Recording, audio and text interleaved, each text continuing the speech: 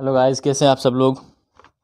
मैं दीपक एक बार फिर से आप लोगों का स्वागत करता हूं अपने यूट्यूब चैनल सक्सेस अलार्म पर। दोस्तों, आज फिर से हम टॉप 50 क्वेश्चन करने जा रहे हैं। ठीक है, टॉप 50 क्वेश्चन आपके लिए बहुत ज़्यादा इंपॉर्टेंट होंगे। लैब असिस्टेंट के लिए। किसके लिए?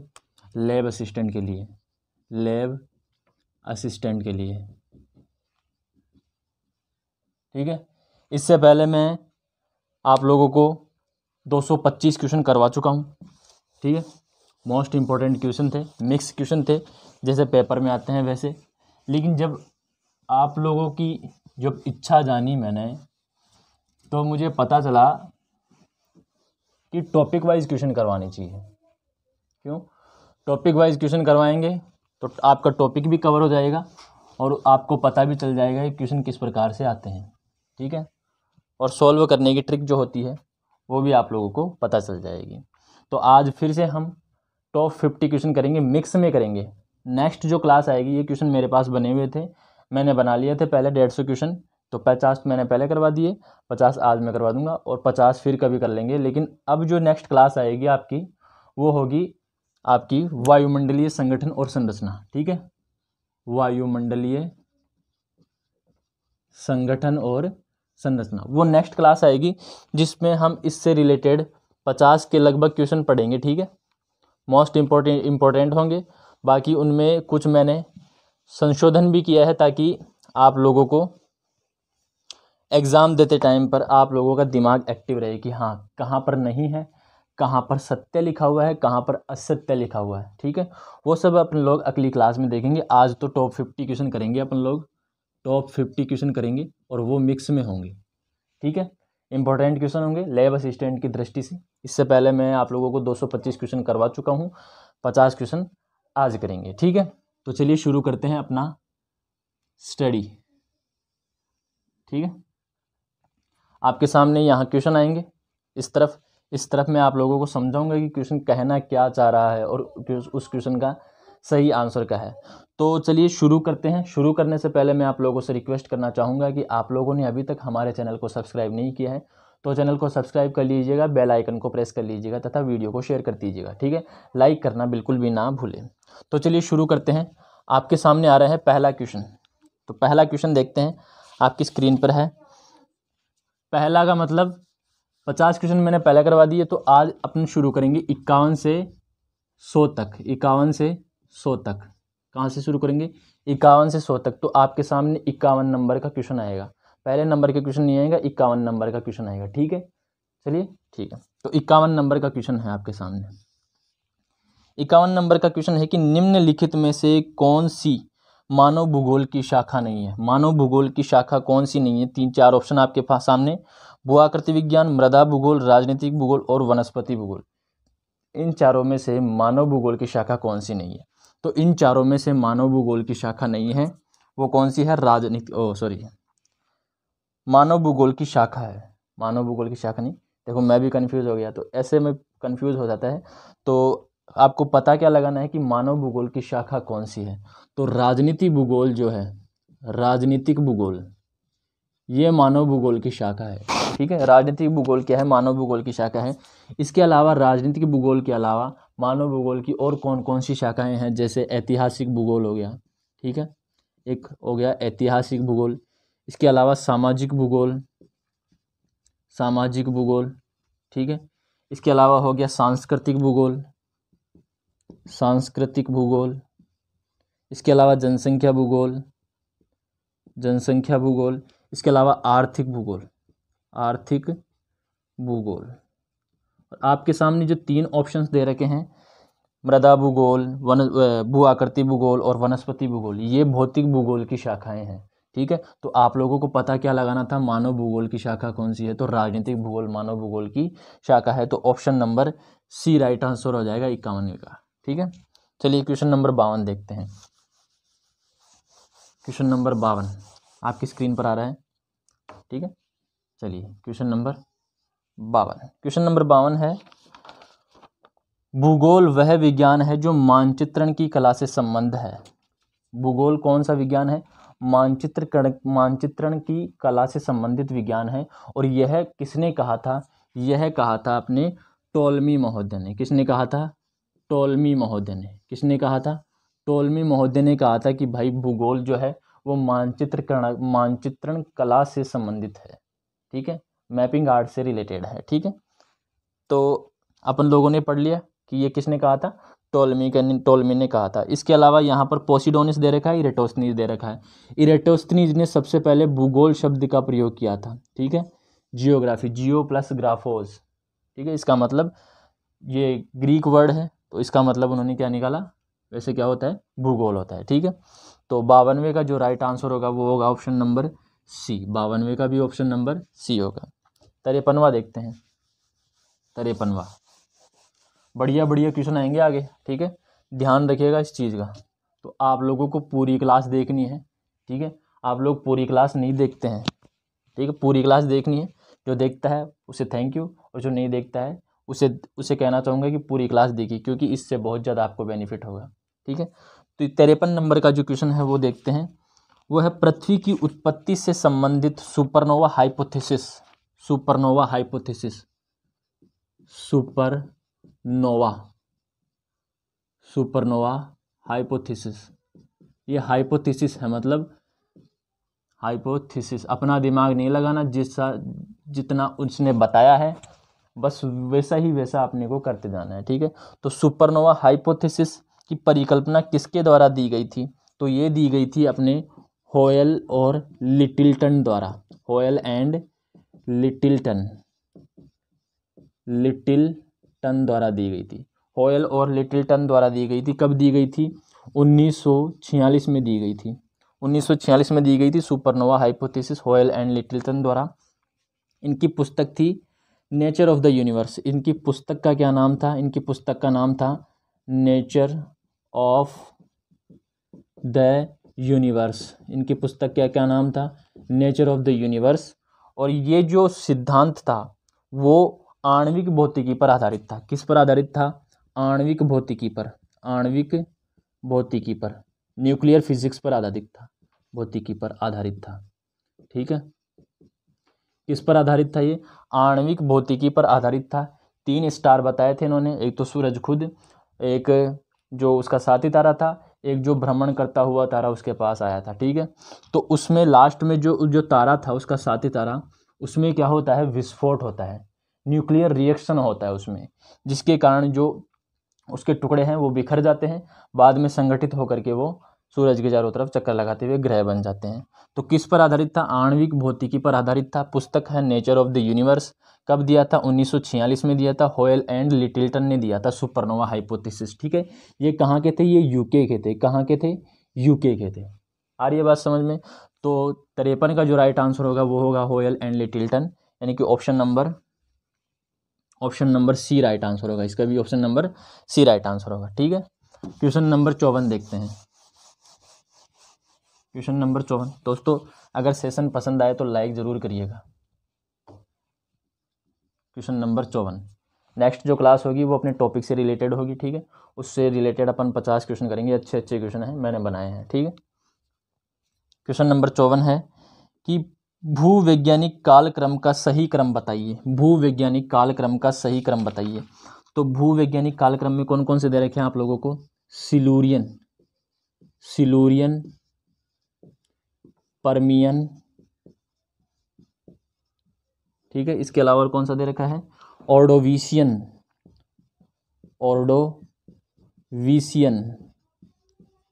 ठीक है। इसके अलावा और कौन सा दे रखा है? कार्बोनिफेरस,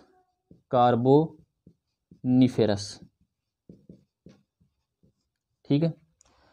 देखो सबसे बड़ा होता है एओन, पहले होता है सुपर एओन, फिर एओन, फिर एरा, फिर पीरियड, फिर एज, ठीक है। ये होते हैं। तो ये क्या है? ये सभी पीरियड हैं, ठीक है। ये सभी पीरियड हैं। ये कौन से एरा का भाग है? ये जो पीरियड हैं वो कौन से एरा का भाग है? वो है पेलियोजोइक एरा का भाग है। पेलियोजोइक एरा का भाग है ये सारे, ठीक है। और ये जो पेलियोजोइक भाग है वो कौन से इयोन का भाग है? और ये इयोन है वो है फनेरोजोइक फेनेरोजोइक। ये इयोन है, ठीक है, सबसे बड़ा, और ये एरा है दूसरे नंबर पे, दूसरे, ये एयोन से छोटा, ये पीरियड है, ठीक है, और इनसे छोटे एज होती है, क्या होती है, एज होती है, सॉरी एपोक, एज या एपोक होती है, एपोक, ठीक है। ये अलग अलग चीज़ें होती है, जब जीटीएस पढ़ेंगे, ग्लोबल टाइम स्केल, मैं तो नहीं पढ़ाऊंगा क्योंकि ये थोड़ा सा दे रखा है, ग्लोबल टाइम स्केल तो बहुत बड़ा है, ठीक है। तो ये है, तो ये पेलियोजोइक एरा के पीरियड हैं। तो इनमें क्या है कि आप लोगों को इनको क्रम से बताना है कि हाँ भाई सबसे पहले कौन सा आया, फिर बाद में कौन सा आया। तो देखो सबसे पहले मैं आप लोगों को एक ट्रिक बताता हूँ, आपको ट्रिक याद रखना है, कैम ओर्डो सिल देवो कार पर, ये ट्रिक है आपको, आप लोगों के लिए, यहाँ से क्वेश्चन बनते हैं, इसलिए मैंने इसकी ट्रिक बना दी, कैम ओर्डो सिल देवो कार पर। कैम का मतलब होता है कैम्ब्रियन, क्या होता है, कैम्ब्रियन। ओर्डो का मतलब होता है ओर्डोविशियन, ठीक है, ये वाला। सिल का मतलब होता है सिलूरियन, ठीक है। देव का मतलब होता है डेवोनियन, डेवोनियन। कार का मतलब होता है कार्बोनिफेरस, ठीक है। और पर का मतलब होता है परमियन, आपको दिखाई दे रहा है यहाँ पर, मैं देखता हूँ एक मिनट, दिखाई दे रहा है, परमियन। ये हो गया कैम्ब्रियन, ऑर्डोविशियन, सिलूरियन, डेवोनियन, कार्बोनिफरस और परमियन, ये हो गया इनका क्रम। सबसे पहले कैम्ब्रियन, फिर ऑर्डो, फिर लास्ट में परमियन है, कौन सा का, पेलियोजोइक एरा का। तो अब आप लोगों को इसमें देखना है कि कौन सा सही है। तो सबसे पहले कैम्ब्रियन, ये नंबर 1 हो गया, ठीक है। कैम्ब्रियन के बाद ऑर्डोविशियन, ये नंबर 2 हो गया, फिर सिलूरियन हो गया, ये नंबर 3 हो गया, और फिर ये परमियन लास्ट में हो गया, ये 4 हो गया, ठीक है। तो देखिए इसमें कौन कौन सा सही है, कैम ओर्डो सिलदेव, नहीं कैम्ब्रियन नहीं है, गलत हो गया, कैम्ब्रियन नहीं है, तो कार्बोनिफेरस है, ठीक है। कैम ओर्डो सिलदेओ कार पर, ओर्डो पहले ये आएगा, कैम ओर्डो सिलदेओ कार, फिर पर ऐसे आएगा। तो सबसे पहले तीसरा नंबर का आएगा, फिर पहला नंबर क्या आएगा, फिर चौथा नंबर क्या आएगा, और फिर आएगा दूसरे नंबर का। तो 3 3 2 4, सॉरी 3 1 4 2, 3 1 4 2, 3 1 4 2। तो आपके सामने जो ऑप्शन है वो होगा 3 1 4 2, ये सही होगा। ऐसे आप लोगों को दिमाग लगा करके एग्जाम में और क्वेश्चन को सही करना है। तो ऑप्शन कौन सा है इसमें, 3 1 4 2, वो है ऑप्शन नंबर ए। 54 का राइट आंसर क्या होगा, ऑप्शन नंबर ए। उम्मीद करता हूँ आप लोगों को ये चीज़ समझ में आ गई होगी, ठीक है। देखो मेरी क्लास में अगर आप लोग एमसीक्यू सॉल्व करेंगे तो मैं ऐसे ही डिस्क्रिप्शन लेके आऊँगा, इसका एक्सप्लेनेशन लेके आऊँगा, ठीक है। तो आप लोग को ज़्यादा चीज़ें पढ़नी नहीं पड़ेंगी, मैं आप लोगों को यहीं पर समझा दूंगा, ठीक है। उसके साथ साथ तो ये थी ट्रिक कैमोडो सिलदेओ कार पर, और ये थी उनकी जो पीरियड वाइज हैं, Cambrian, Ordovician, Silurian, Devonian, Cambrian, Carboniferous और परमियन, ठीक है। क्वेश्चन नंबर 54 का क्वेश्चन नंबर 54 का राइट आंसर क्या है, ऑप्शन नंबर ए। क्वेश्चन नंबर 55 देखते हैं। क्वेश्चन नंबर 55 आपके सामने आ रहा है दोस्तों, अगर वीडियो पसंद आ रहा हो तो लाइक ज़रूर करिएगा। क्वेश्चन नंबर 55, क्वेश्चन नंबर 55 है, दृश्य प्रकाश का तरंग दैर्ध्य होता है, दृश्य प्रकाश, विजिबल लाइट, विजिबल लाइट का जो तरंग दैर्ध्य है, ठीक है, वो क्या होगा, वो कितना होगा। तो देखिए 7 प्रकार की इसमें रेडिएशंस होती हैं इलेक्ट्रोमैग्नेटिक स्पेक्ट्रम में, 7 प्रकार की, ठीक है। वैसे तो कई प्रकार की होती हैं, इनके अलग अलग पार्ट भी किए जाते हैं, लेकिन मुख्य तौर पर कितने प्रकार की होती है, ईएमआर में 7 प्रकार की रेडिएशन होती है। सबसे पहले होती है गामा रेज, गामा रेज, ठीक है। दूसरे नंबर पर होती है एक्स रेज, तीसरे नंबर पर होती है अल्ट्रा वायलेट, अल्ट्रा वायलेट, चौथे नंबर पर होती है विजिबल, 5वें नंबर पर होती है इंफ्रारेड, 6वें नंबर पर होती है माइक्रोवेव, और 7वें नंबर पर होती है रेडियो वेव। क्या होती है? रेडियो वेव होती है। तो सबसे ज़्यादा तरंग दैर्ध्य यहाँ पर होगा, सबसे कम तरंग दैर्ध्य यहाँ पर होगा। बात याद रखना, सबसे ज़्यादा तरंग दैर्ध्य गामा रेज में होगा और सबसे कम तरंग दैर्ध्य रेडियो में होगा। लेकिन सबसे कम तरंग दैर्ध्य, गलत बोल दिया मैंने, आई एम सॉरी। सबसे कम तरंग दैर्ध्य यहाँ पर होगा, लेकिन उसकी आवर्ती सबसे ज़्यादा यहाँ पर होगी। कम तरंग दैर्ध्य और आवर्ती ज़्यादा, मतलब ऐसे, ये तरंग दैर्ध्य कम है लेकिन आवर्ती क्या है उसकी बार बार है, लेकिन ये धीरे धीरे क्या हो जाएगा, बढ़ता चला जाएगा और लास्ट में रेडियो तरंग तक आते के इसका तरंग दैर्ध्य बढ़ जाएगा। ठीक है, यहाँ पर कम है और यहाँ पर बढ़ जाएगा, लेकिन आवर्ती ज़्यादा यहाँ पर है, यहाँ पर आवर्ती कम है, इतना जा करके फिर आवर्ती होगी लास्ट में। ठीक है, आवर्ती यहाँ पर कम है। ठीक है, रेडियो वेव्स में आवर्ती कम होगी जबकि तरंग दैर्ध्य ज़्यादा होगा। गामा रेज में आवर्ती ज़्यादा होगी लेकिन तरंग दैर्ध्य कम होगा। ठीक है, तरंग दैर्ध्य मैंने आप लोगों को जब पहली क्लास करवाई थी 100 क्वेश्चन वाली, उसमें समझा दिया कि तरंग दैर्ध्य होता क्या है। ठीक है, तो मैं आप लोगों को नहीं बताऊंगा। तो अब ये पूछा है कि विजिबल लाइट का तरंग दैर्ध्य क्या होता है। तो विजिबल लाइट का तरंग दैर्ध्य होता है 0.4 से लेकर के 0.7 माइक्रोमीटर तक होता है। कितना होता है?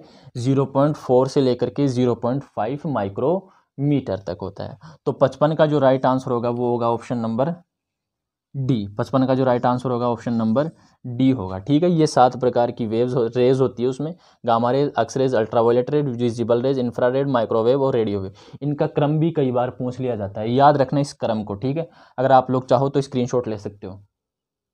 ठीक है, क्वेश्चन नंबर 56 देखते हैं। 55 का ऑप्शन नंबर डी हो गया। क्वेश्चन नंबर 56 देखते हैं।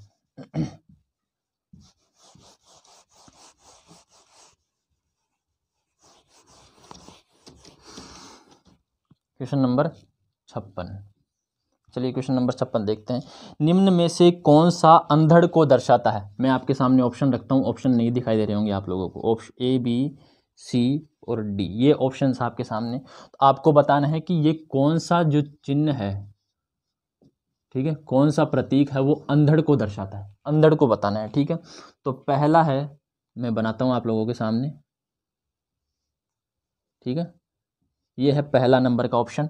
ऑप्शन नंबर बी है ये वाला। ठीक है, ऑप्शन नंबर सी है आपके सामने।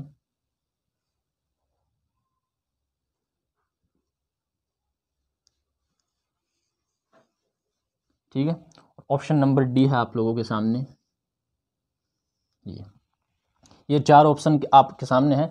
आपको बताना है कि अंधड़ कौन सा है इनमें, अंधड़ के लिए कौन सा प्रतीक उपयोग में लिया जाता है। तो अंधड़ के लिए मैं आप लोगों को बताता हूं, पहले आप लोग बताइए। ठीक है, कमेंट करके जरूर बताइएगा। ठीक है, तो चलिए देखते हैं। जो ऑप्शन नंबर ए है और ऑप्शन नंबर बी है वे तो अंधड़ हवा से रिलेटेड नहीं है। ठीक है, वो है मौसम से रिलेटेड। ठीक है, तो ए जो ऑप्शन होगा वो होगा मुलायम ओले से, मुलायम ओले। इस प्रकार का अगर प्रतीक आपके सामने आए तो इसका मतलब क्या होता है? मुलायम ओले। और इस प्रकार की 2 लाइनें अगर आपके लोगों के सामने आ जाए तो इसका मतलब होता है कुहासा। क्या होता है? कुहासा। इसका मतलब क्या होता है? कुहासा। पहले मैंने क्लास करवाई थी, उस टाइम पर भी मैंने इस प्रकार का क्वेश्चन करवाया था। तो इस प्रकार का जो प्रतीक होगा वो होगा शुद्ध हवा का, शुद्ध हवा का। और ये जो आपका ऑप्शन नंबर सी है इसका मतलब होता है अंधड़। क्या होता है? अंधड़, अंधड़ होता है इसका मतलब। तो 56वें का जो राइट आंसर होगा वो option number C right answer हो जाएगा। ठीक है, आ रही है बात समझ में? ठीक है, चलिए क्वेश्चन नंबर 57 देखते हैं। क्वेश्चन नंबर 57,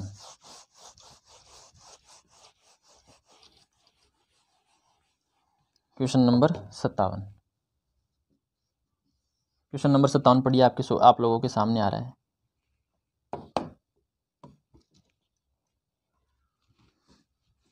क्वेश्चन नंबर 57 है कि उन स्थानों को मिलाने वाली रेखा जहां प्रतिदिन माध्य सूर्य प्रकाश की अवधि समान होती है क्या कहलाती है? ठीक है, सूर्य प्रकाश, सनलाइट,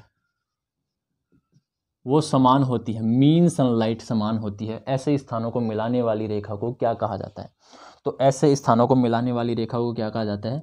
आइसोहेल कहा जाता है। क्या कहा जाता है? आइसोहेल, आइसोहेल।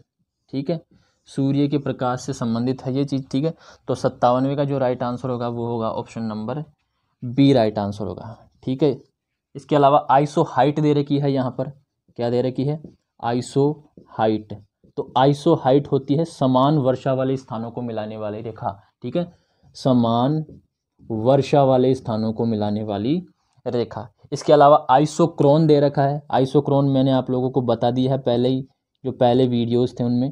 ठीक है, आइसोक्रोन होता है इक्वल टाइम डिस्टेंस। ठीक है, समान समय दूरी वाले स्थानों को मिलाने वाली रेखा को क्या बोलते हैं?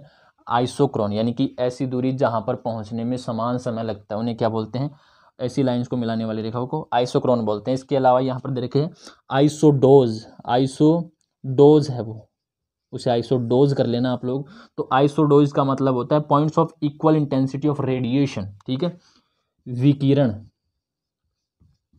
विकिरण की समान तीव्रता वाले स्थानों को मिलाने वाली रेखा को, विकिरण की समान तीव्रता वाली स्थानों को मिलाने वाली रेखा को क्या बोलते हैं? आइसोडोज कहते हैं। तो अपने को पूछा क्या है? सनलाइट के बारे में पूछा है, तो सनलाइट कौन सी होगी? आइसोहेल होगी। तो 57 का जो राइट आंसर होगा ऑप्शन नंबर बी होगा। ठीक है, चलिए क्वेश्चन नंबर 58 पर चलते हैं। दोस्तों वीडियो कैसा लग रहा है, बढ़िया या घटिया? आप लोग कमेंट करके ज़रूर बताइएगा। कोई भी चीज़ का सुधार करना है तो वो भी आप लोग मुझे बताइएगा कमेंट के अंदर। ठीक है, 57 क्वेश्चन हो गए। अब लिखते हैं 58वां क्वेश्चन।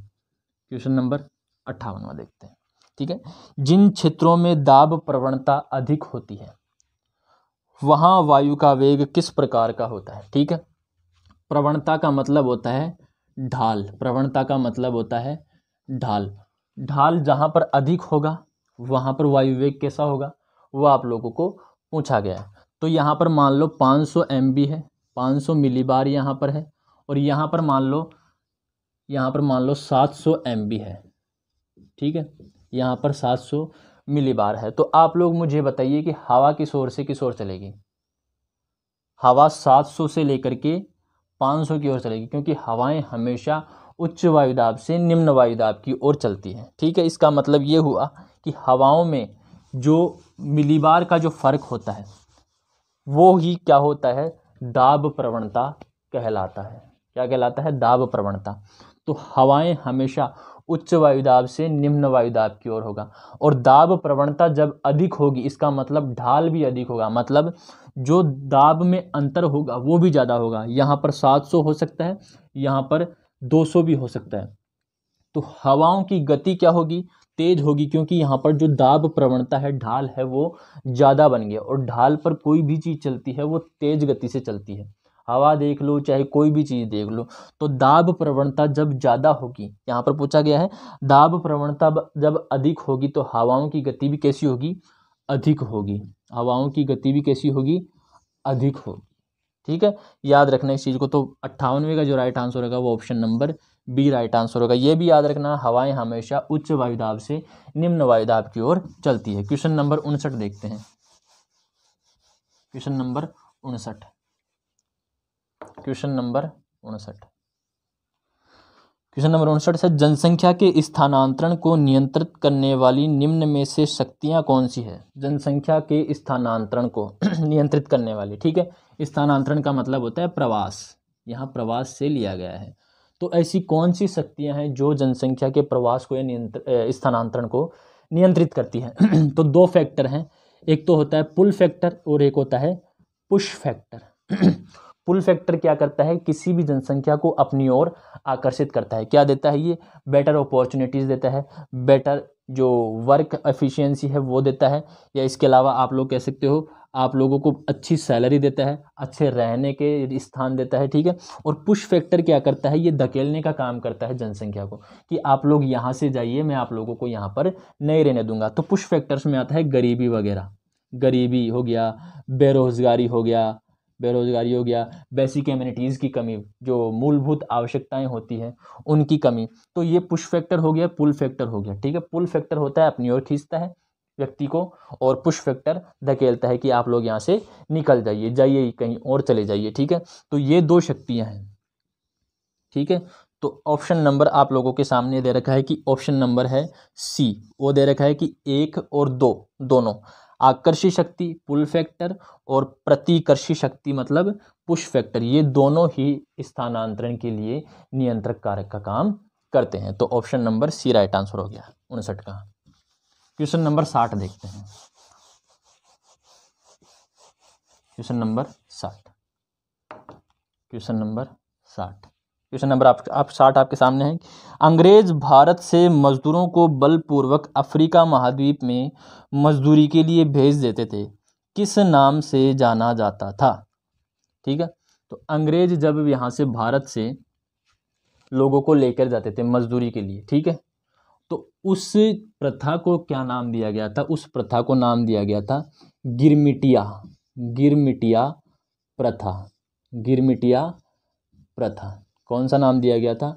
गिरमिटिया प्रथा नाम दिया गया था, ठीक है। आप लोगों में से कई लोगों को ये लग सकता है कि ये मिसलेनियस क्वेश्चन है, ठीक है, सिलेबस से बाहर है, लेकिन ये सिलेबस के अंदर ही है, ठीक है। याद रखना, आप लोगों को एग्ज़ाम में से क्वेश्चन दिए जाएंगे और सिलेबस के अकॉर्डिंग ही दिए जाएंगे। इसका मतलब ये नहीं है कि आप लोगों को मिसलेनियस क्वेश्चन दे दिया, सिलेबस से बाहर दे दिया, आप लोग अगर उस पर कुछ ऑब्जेक्शन उठाओगे ना तो वो आप लोगों को किसी ना किसी टॉपिक में जोड़ करके उसे दे देगा। तो मिसलेनियस क्वेश्चन लगभग 8 से 10 संख्या होती है ऐसी जो सिलेबस के बाहर होते हैं। मैंने एग्ज़ाम्स दिए हैं इसीलिए मैं बता रहा हूँ आप लोगों को, 8 से 10 क्वेश्चन ऐसे होते हैं जो सिलेबस के बाहर होते हैं। तो आप लोग ये मत सोचिएगा कि गिरमिटिया प्रथा जो है वो सिलेबस के बाहर है, ये सिलेबस के अंदर ही है, ठीक है। आ रही है बात समझ में, ठीक है। तो गिरमिटिया प्रथा बोलते हैं। ये गिरमिटिया जो प्रथा है वो अंग्रेजी भाषा का एक शब्द है एग्रीमेंट, अंग्रेजी भाषा का एक शब्द है एग्रीमेंट, एग्रीमेंट, इसी एग्रीमेंट का अपभ्रंश माना जाता है, अपभ्रंश। तो एग्रीमेंट से क्या बन गया? गिरमिटिया बन गया वो, और ऐसे मजदूरों को गिरमिटिया मजदूर कहा जाता था, ठीक है। तो क्वेश्चन नंबर 60 का जो राइट आंसर होगा वो होगा option number B, right answer होगा ऑप्शन नंबर बी, ठीक है। क्वेश्चन नंबर 61 देखते हैं। क्वेश्चन नंबर 61, क्वेश्चन नंबर 61, चलिए क्वेश्चन नंबर 61 देखते हैं कि विश्व मृदा दिवस कब मनाया जाता है? विश्व मृदा दिवस, विश्व मृदा दिवस, ये बेसिक सी चीज़ है, आप लोगों को पता होनी चाहिए कि विश्व मृदा दिवस कब मनाया जाता है।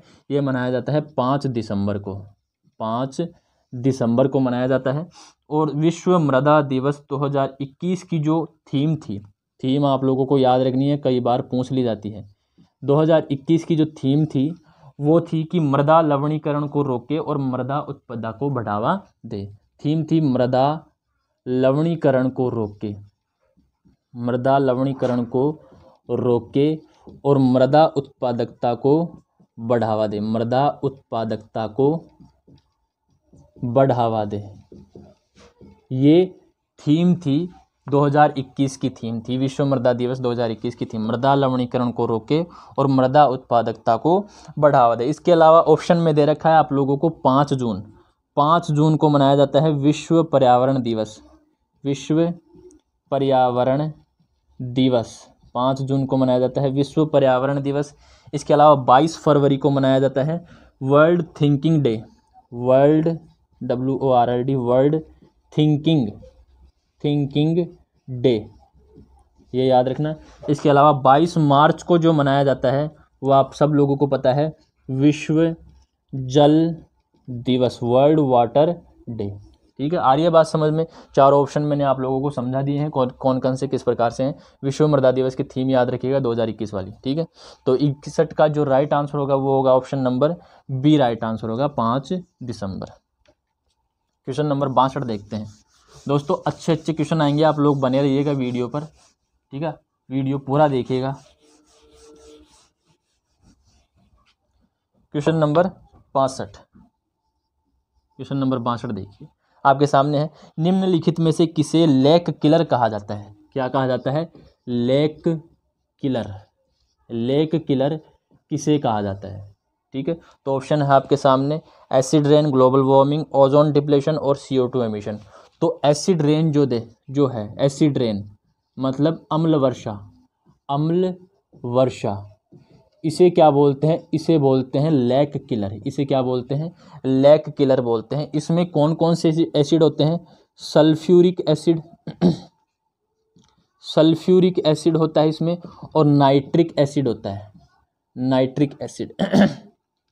ठीक है, सल्फर ऑक्साइड से और नाइट्रोजन ऑक्साइड से बनते हैं सल्फ्यूरिक एसिड और नाइट्रिक एसिड होता है। जब ये हवा में मिल जाता है, हवा में मिलकर के ये वाष्प में मिलता है और वाष्प में मिलकर ये वर्षा में घुल जाता है और वर्षा होती है, तब उस वर्षा को क्या बोलते हैं? लेक किलर बोलते हैं। उस वर्षा को मार्बल कैंसर भी कहते हैं, क्योंकि जब ये वर्षा मार्बल पर गिरती है तो मार्बल खराब हो जाता है। ठीक है, इसीलिए उसे क्या बोलते हैं? मार्बल कैंसर बोलते हैं। मार्बल कैंसर किसके कारण होता है? एसिड रेन के कारण होता है। लेक किलर भी किसे कहते हैं? एसिड रेन को कहते हैं। कौन कौन सा अम्ल बनाता है? सल्फ्यूरिक अम्ल और नाइट्रिक अम्ल बनाता है। ठीक है, आप लोग याद रखिएगा इस चीज़ को। ठीक है, तो 62वें का जो राइट आंसर होगा वो होगा option number B, right answer होगा एसिड रेन। ठीक है, क्वेश्चन नंबर 63 देखिए आप लोग। क्वेश्चन नंबर 63 दोस्तों, मैं 1-2 दिन में टेलीग्राम चैनल बना लूँगा। ठीक है, तो आप लोगों को ये PDF वहाँ पर मिल जाएगी। ठीक है, विद आंसर की। अगर आंसर की भी नहीं दूंगा तो आप लोग वीडियो तो देख ही रहे हो, यहाँ से आंसर की लगा लेना। ठीक है, क्वेश्चन नंबर 63 देखते हैं। क्वेश्चन नंबर 63 देखिए, निम्न में से कौन सा अपर्दन का कारण नहीं है? 1 मिनट रुकिएगा। इनमें देखिए, निम्न में से कौन सा अपर्दन का कारण नहीं है? वनोन्मूलन, अत्यधिक पशुचारण, वैज्ञानिक कृषि पद्धति और स्थानांतरित कृषि। तो वैज्ञानिक जो कृषि पद्धति होती है, वैज्ञानिक कृषि पद्धति, ये अपर्दन का कारण नहीं होता। क्यों अपन वैज्ञानिक तरीके से कर रहे हैं? अगर यहाँ पर लिखा होता अवैज्ञानिक कृषि पद्धति तो वो अपर्दन का कारण होता, लेकिन वैज्ञानिक कृषि पद्धति में हम ये नहीं कह सकते कि ये अपर्दन का कारण माना जाएगा। ठीक है, तो 63 का जो राइट आंसर होगा वो होगा option number C, option number C. इसके अलावा जो भी ऑप्शन है वो सारे अपर्दन के कारण माने जाते हैं। ठीक है, तो क्वेश्चन नंबर 64 देखते हैं आगे। क्वेश्चन नंबर 64 दोस्तों, 50 क्वेश्चन मिलेंगे आप लोगों को यहाँ पर। ठीक है, 51 से लेकर के 100 तक। क्वेश्चन नंबर 64 है। ठीक है, निम्न में से किसका संबंध ब्रंटलैंड रिपोर्ट से? ब्रंटलैंड रिपोर्ट से। ठीक है, ब्रंटलैंड जो रिपोर्ट है वो 1987 में आई थी। कब आई थी? अक्टूबर 1987 में फाइनलाइज ओरिजिनली आ चुकी थी। ठीक है, इसमें 383 पेज है। कितने पेज है? 383 पेज है ब्रंटलैंड रिपोर्ट में। ठीक है, किससे संबंधित है? तो आपके सामने 4 ऑप्शन है। हमारा साझा भविष्य, हमें उनकी देखभाल करनी है, no need to pollution and right to education. कि इनमें से कौन सी चीज़ है, कौन सा ऑप्शन है जो ब्रंटलैंड रिपोर्ट से रिलेटेड है? तो इनमें से जो ऑप्शन नंबर ए है, option number A, our common future, our common future, हमारा साझा भविष्य, ये संबंधित है ब्रंटलैंड रिपोर्ट से। किससे संबंधित है? ब्रंटलैंड रिपोर्ट से। तो 64वें का option number A right answer हो गया। क्वेश्चन नंबर 65 देखते हैं। क्वेश्चन नंबर 65,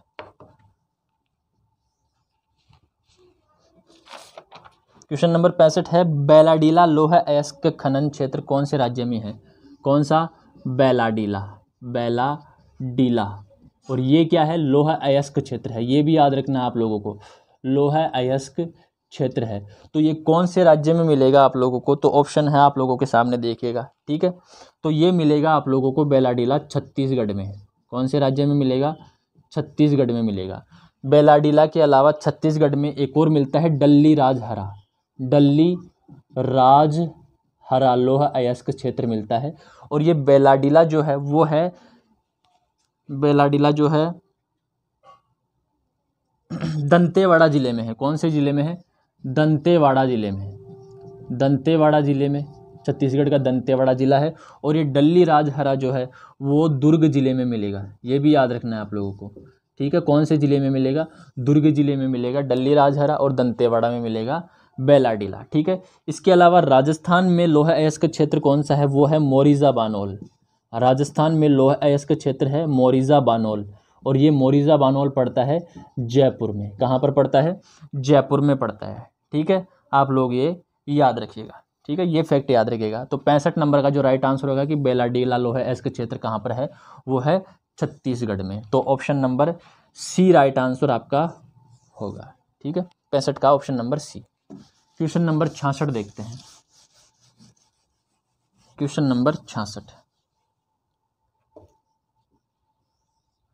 दोस्तों वीडियो पसंद आ रहा है तो लाइक ज़रूर कीजिएगा, ठीक है, सब्सक्राइब जरूर कीजिएगा चैनल को, ठीक है। 66 देखते हैं। निम्न में से कौन से कल्चर का संबंध रेशम कीट पालन से है?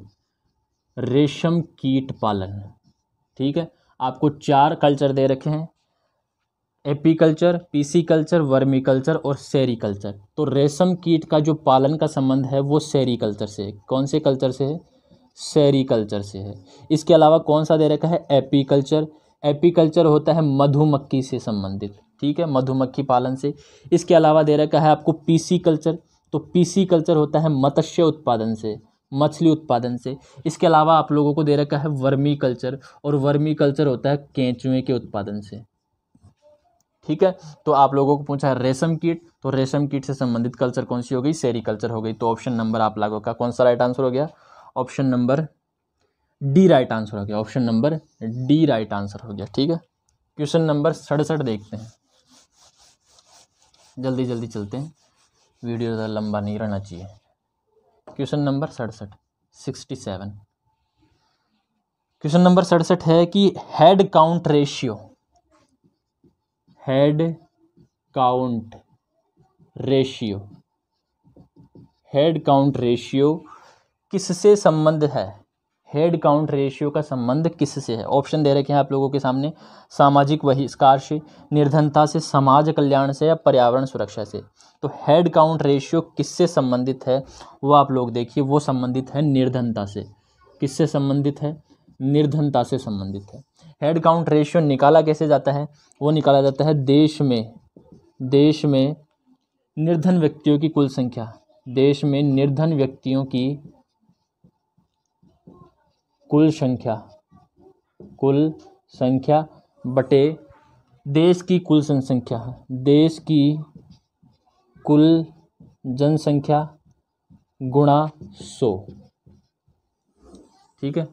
ये निर्धनता अनुपात निकालने का सूत्र है। निर्धनता अनुपात निकालने का सूत्र है देश में निर्धन व्यक्तियों की कुल संख्या बटे देश की कुल जनसंख्या गुणा 100। तो हेड काउंट रेशियो किससे संबंधित है? वो निर्धनता से संबंधित है। तो 67 का जो राइट आंसर होगा वो option number B right answer होगा। Option number B right answer होगा।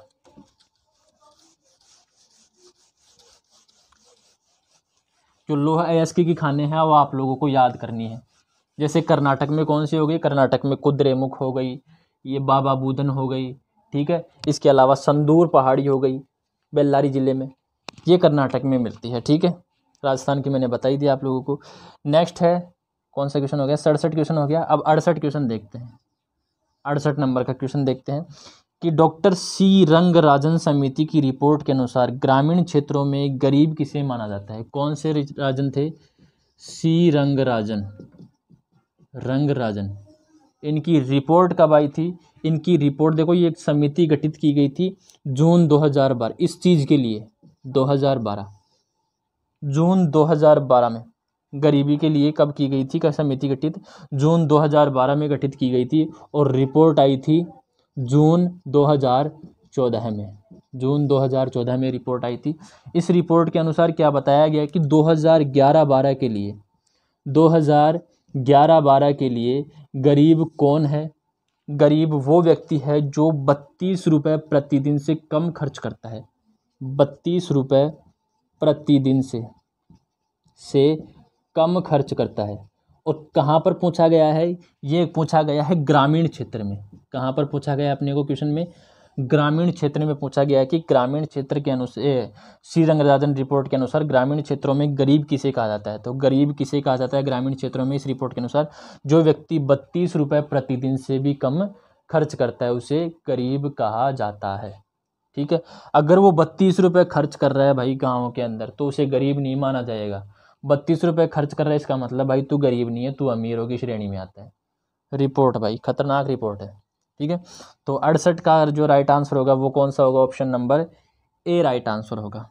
Option number A right answer होगा। इसके अलावा जो 47 दिन प्रतिदिन से कम खर्च करने वाला जो ऑप्शन दे रखा है वो शहरी क्षेत्रों के लिए कि भाई 47 रुपये से कम खर्च कर रहा है तो शहर में रहकर तो तू गरीब है, और 47 रुपये खर्च कर रहा है इसका मतलब तू अमीर है भाई, तू गरीब नहीं है। ठीक है, और ये महीने का खर्च दे रखा है आप लोगों के सामने, 972 प्रति माह से कम खर्च करने वाला ग्रामीण क्षेत्र में गरीब है, और 1407 रुपये प्रति माह से कम खर्च करने वाला, अधिक लिखा हुआ यहाँ पर, कम खर्च करने वाला शहरी क्षेत्र में गरीब है। ठीक है, तो 68 का जो राइट आंसर होगा वो क्या होगा, option number A right answer होगा।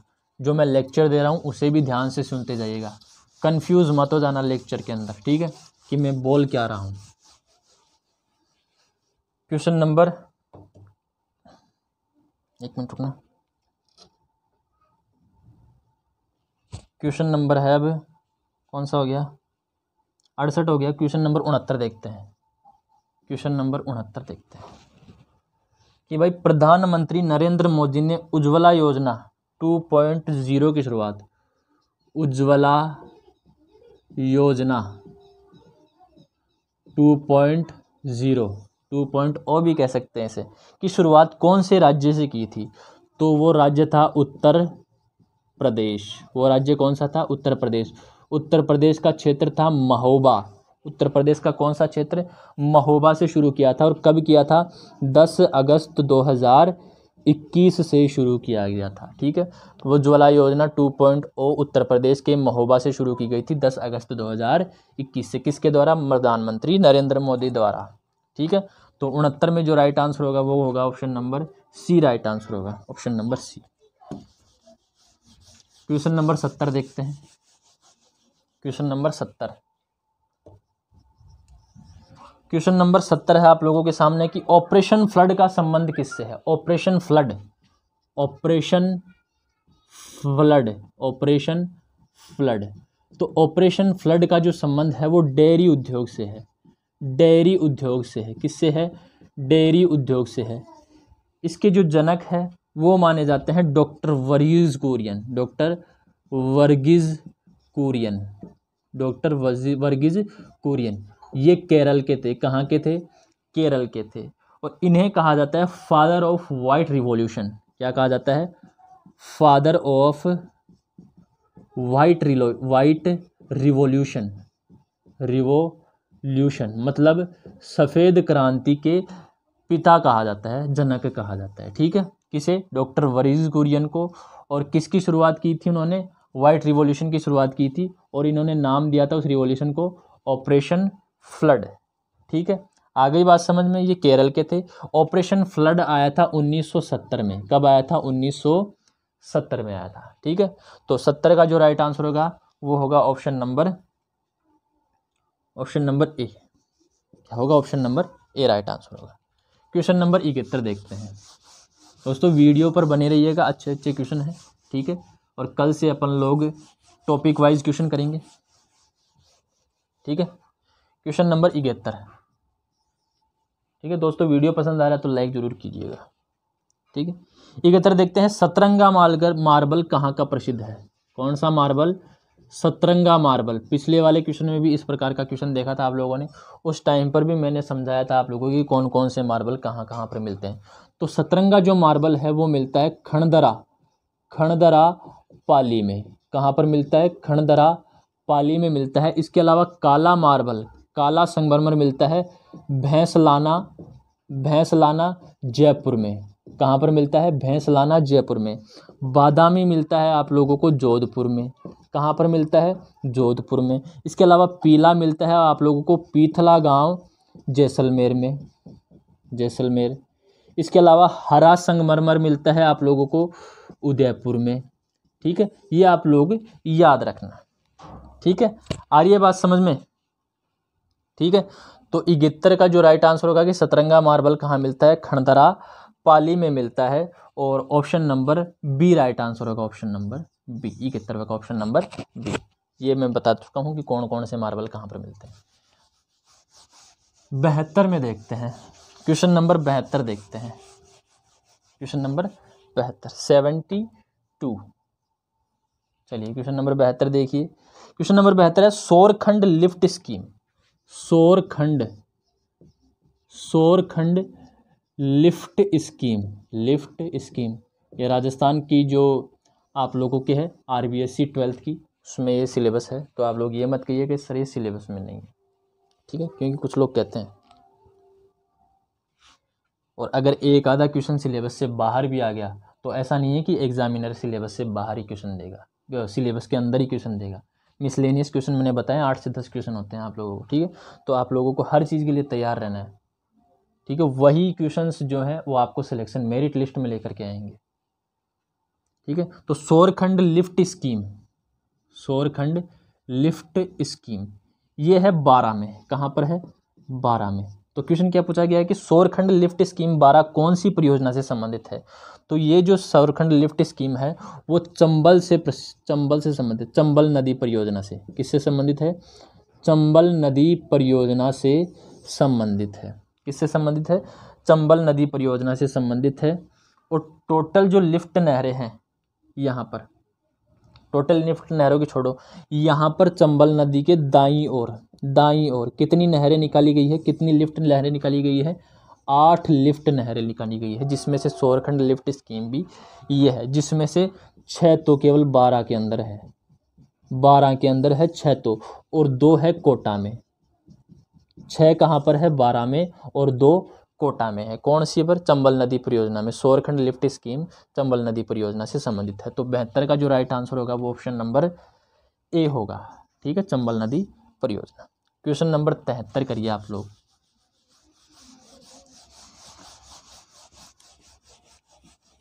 क्वेश्चन नंबर 73, क्वेश्चन नंबर 73 करिए, तब तक मैं शेयर डालता हूँ इसमें।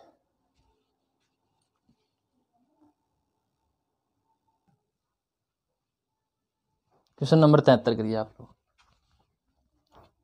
ठीक है। क्वेश्चन नंबर 73 है कि निम्नलिखित में से कौन सा जलवायु परिवर्तन का मानवीय कारक नहीं है।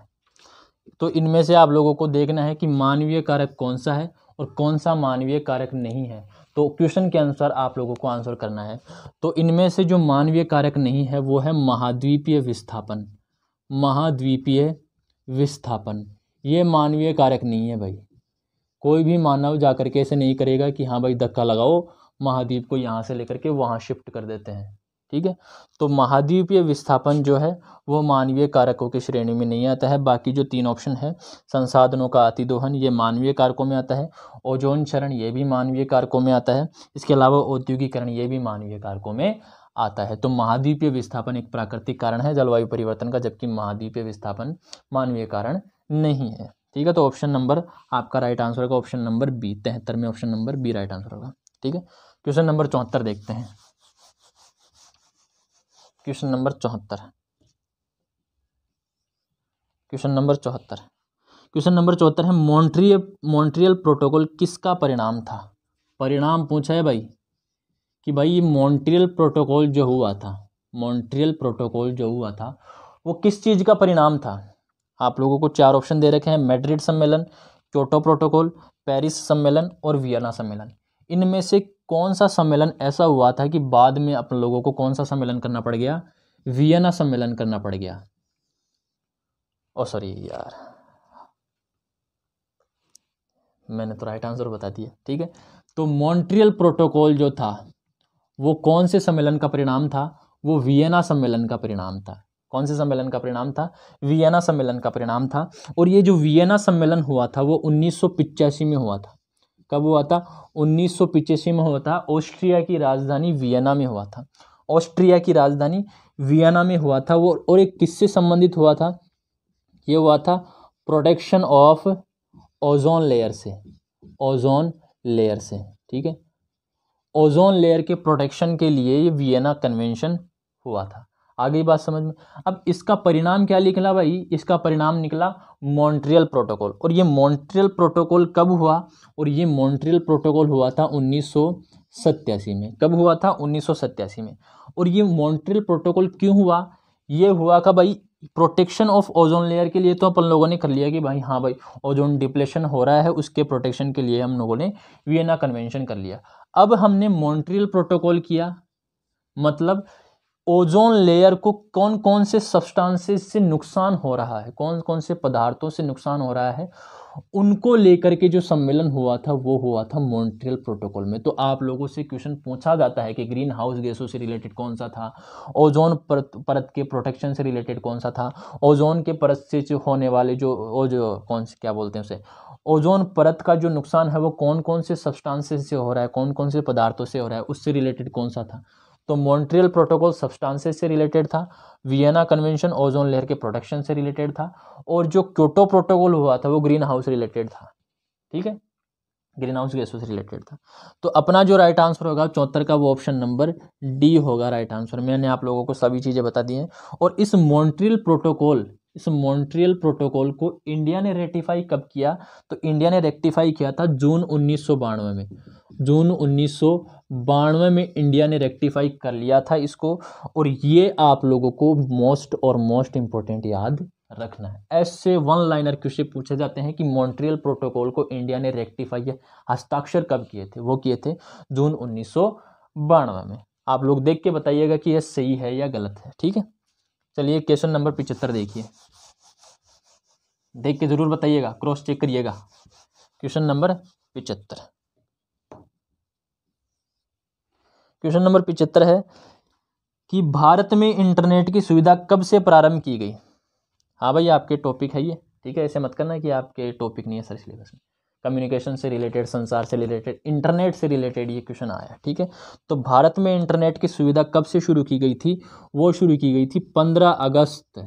पहले 14 अगस्त को शुरू करनी थी, लेकिन बाद में इंडिपेंडेंस डे को ये से शुरू कर दिया गया। 15 अगस्त 1995 को, 15 अगस्त 1995 को भारत में इंटरनेट सुविधा उपलब्ध करवा दी गई थी। किसके द्वारा करवा दी गई थी, विदेश संचार निगम लिमिटेड द्वारा। विदेश संचार निगम लिमिटेड द्वारा, किसके द्वारा, विदेश संचार निगम लिमिटेड के द्वारा 15 अगस्त 1995 को भारत में इंटरनेट सुविधा उपलब्ध करवा दी गई थी, ठीक है। तो 75 का जो राइट आंसर होगा वो ऑप्शन नंबर डी होगा। ऑप्शन नंबर डी है ना, ऑप्शन नंबर डी में ही 1995। क्वेश्चन नंबर 76 देखते हैं, जल्दी जल्दी चलेंगे अब आप लोगों के सामने, ठीक है। क्वेश्चन नंबर 76 देखते हैं, आप लोगों का टाइम बहुत ज़्यादा इंपॉर्टेंट है। पिंडार नदी व अलकनंदा नदी के संगम पर कौन सा प्रयाग बनता है। कौन सी नदी पूछी है भाई, पिंडार नदी और अलकनंदा, अलकनंदा, इनके संगम पर कौन से प्रयाग बनते हैं। तो आप लोग 5 प्रयाग याद रखेगा, ट्रिक बताता हूँ। विष्णु, नंद, कर्ण, रुद्र, देव, ये 5 प्रयाग है। और ये कौन कौन सी नदियों के मिलने पर बनते हैं मैं आप लोगों को बताऊं। तो विष्णु प्रयाग जो है वो बनता है धौली गंगा, धौली गंगा प्लस अलकनंदा, धौली गंगा प्लस अलकनंदा बराबर कौन सा बनाते हैं, विष्णु प्रयाग बनाते हैं। इसके बाद में आता है नंद प्रयाग। तो नंद प्रयाग बनाता है नंदाकिनी, नंदाकिनी प्लस अलकनंदा। ये जो अलकनंदा है वो सभी में आएगी, ठीक है। नंदाकिनी प्लस अलकनंदा बराबर नंद प्रयाग, ठीक है। इसके बाद में कर्ण प्रयाग कहाँ पर बनता है, वो बनता है अलकनंदा प्लस पिंडार, ठीक है। कर्ण प्रयाग इसमें बनता है। रुद्र प्रयाग बनता है मंदाकिनी, मंदाकिनी प्लस अलकनंदा, ठीक है। रुद्र प्रयाग ऐसे बनता है। और देव प्रयाग बनता है अलकनंदा प्लस भागीरथी, अलकनंदा प्लस भागीरथी। जब ये दोनों मिलती है तो देव प्रयाग बनता है। तो अपने को पूछा गया कि पिंडार और अलकनंदा पर कौन सा प्रयाग बनता है। तो पिंडार और अलकनंदा पर बनता है कर्णप्रयाग। तो ऑप्शन नंबर अपना क्या राइट आंसर हो गया, option number B right answer हो गया कि पिंडार और अलकनंदा पर कौन सा वो बनेगा, प्रयाग, कर्णप्रयाग बनेगा। ये ट्रिक याद रखना, विष्णुनंद कर्ण रुद्रदेव, ठीक है।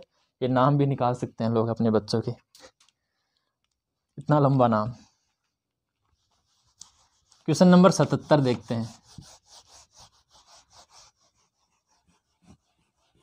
धमाल फिल्म में ना वो नाम लंबा वाला, अय्यर मुत्तस्वामी, वो वाला, ठीक है।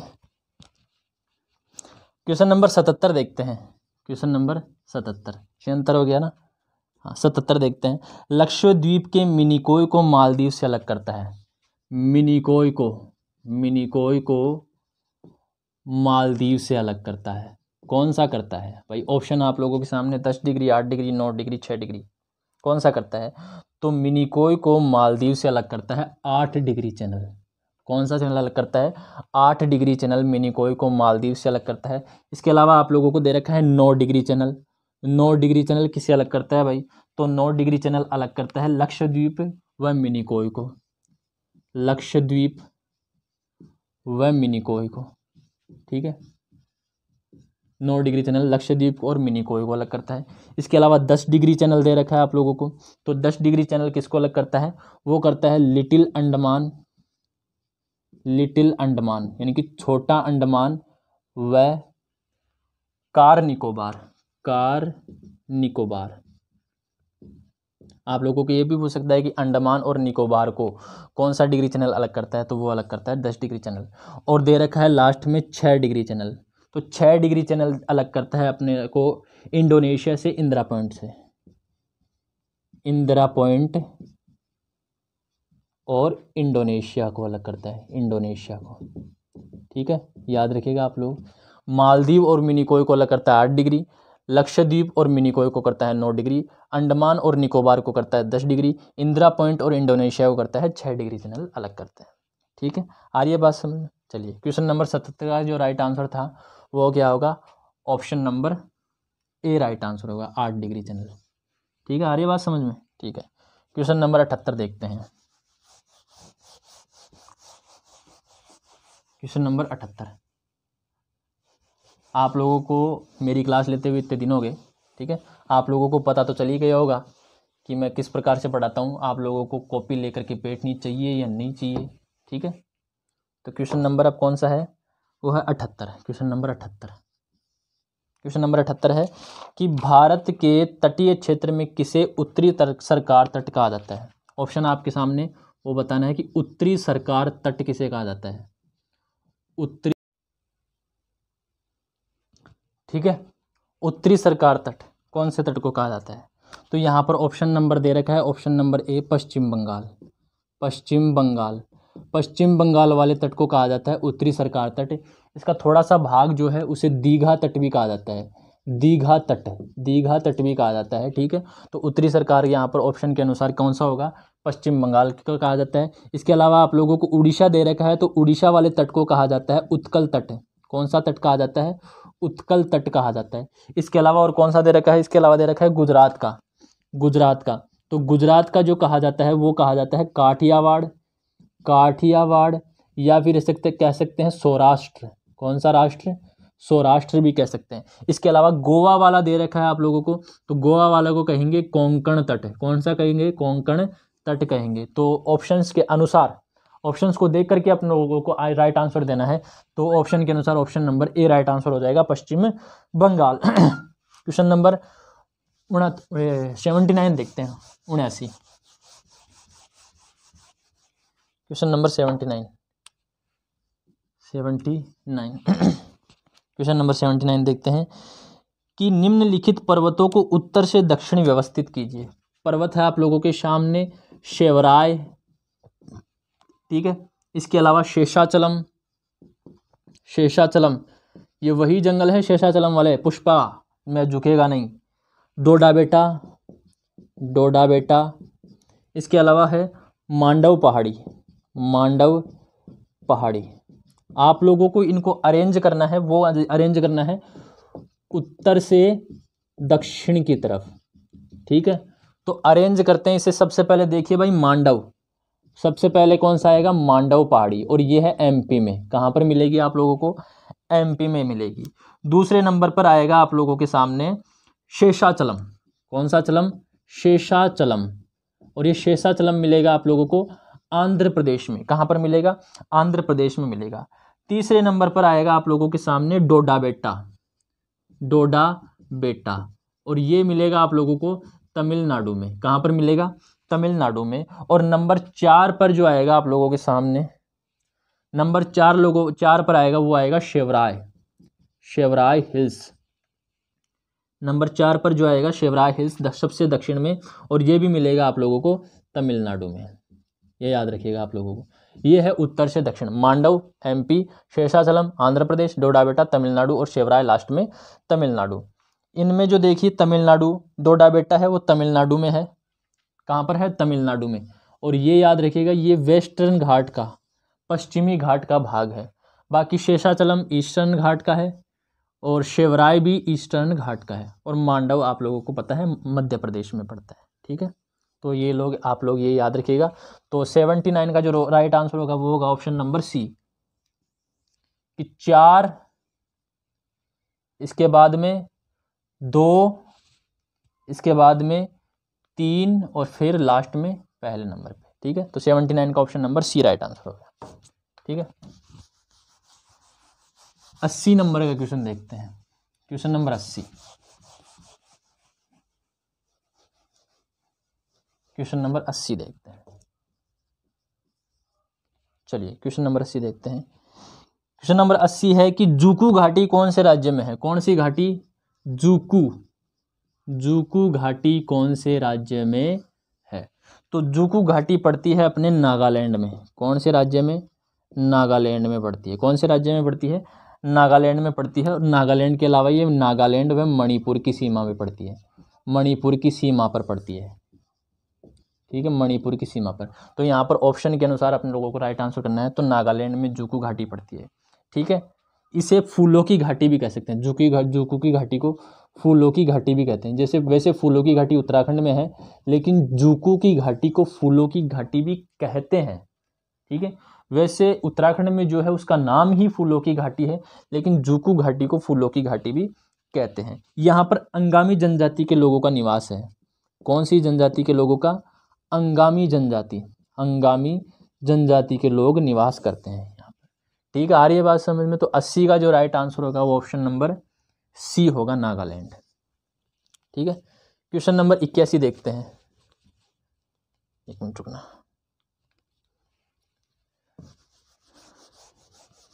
क्वेश्चन नंबर 81, 51 से लेकर के 100 तक करवा रहा हूँ मैं आप लोगों को क्वेश्चन। ठीक है, क्वेश्चन नंबर 81 है दोस्तों। अगर वीडियो पसंद आए तो चैनल को ज़रूर लाइक कीजिएगा, और सॉरी वीडियो को ज़रूर लाइक कीजिएगा। चैनल पर अगर आप लोग पहली बार आए हैं तो सब्सक्राइब जरूर कीजिएगा। ठीक है, क्वेश्चन नंबर 81 है, 80 हो गए। ठीक है, बाद में इसके बाद में है क्वेश्चन नंबर 81 कि मनुष्य का द्वीप, मनुष्य का द्वीप, आइलैंड ऑफ मैन, मैन भी कह सकते हैं, कई जगह पर ये मैन भी लिखा हुआ है। ठीक है, आइलैंड ऑफ मैन ये कहाँ पर स्थित है। तो ये है उत्तरी आयरलैंड और इंग्लैंड के बीच में, उत्तरी आयरलैंड व इंग्लैंड के बीच में। ठीक है, इन दोनों के बीच में है ये। ठीक है, महाद्वीपों के वितरण में है ये। ठीक है, 81 में उत्तरी आयरलैंड व इंग्लैंड के बीच में है आइलैंड ऑफ मैन या मनुष्य का द्वीप। तो 81 का जो राइट आंसर होगा वो होगा ऑप्शन नंबर ए। क्वेश्चन नंबर 82 देखते हैं।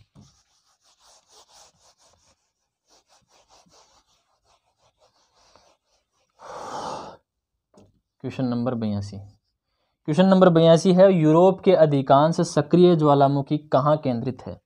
ओह, यूरोप नहीं है, ये पृथ्वी है। पृथ्वी के अधिकांश, अधिकांश मतलब सबसे ज़्यादा, पृथ्वी के अधिकांश ज्वालामुखी कहाँ पर केंद्रित है। तो वो मिलते हैं प्रशांत महासागर में, प्रशांत महासागर में। कहाँ पर मिलते हैं, प्रशांत महासागर में। और प्रशांत महासागर के किनारे वालों भागों में मिलते हैं। ठीक है, एशिया का पूर्वी भाग और अमेरिका के दोनों, दक्षिणी अमेरिका और उत्तरी अमेरिका का पश्चिमी भाग, इसके अलावा कमचटका और अलास्का वाले क्षेत्र भी मिलते हैं। इसीलिए प्रशांत महासागर के इस वाले भाग को, चारों तरफ वाले भाग को बोलते हैं ring of fire, ring of fire, या इसे बोलते हैं सरकम पैसिफिक बेल्ट, सरकम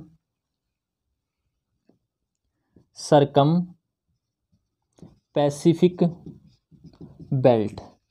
आप लोगों के से पूछ सकता है कि सरकम पैसिफिक बेल्ट किससे संबंधित है, तो वो संबंधित है ज्वालामुखियों से, ज्वालामुखी से। ठीक है, ये प्लेट टेक्टोनिक वाली जो प्लेटें हैं वो आपस में टकरा रही है यहाँ पर, और टकरा करके अंदर जा रही है। ठीक है, इसलिए प्रशांत महासागर वाला जो भाग है वो ज्वालामुखी के, पृथ्वी के अधिकांश ज्वालामुखी यहीं पर आते हैं।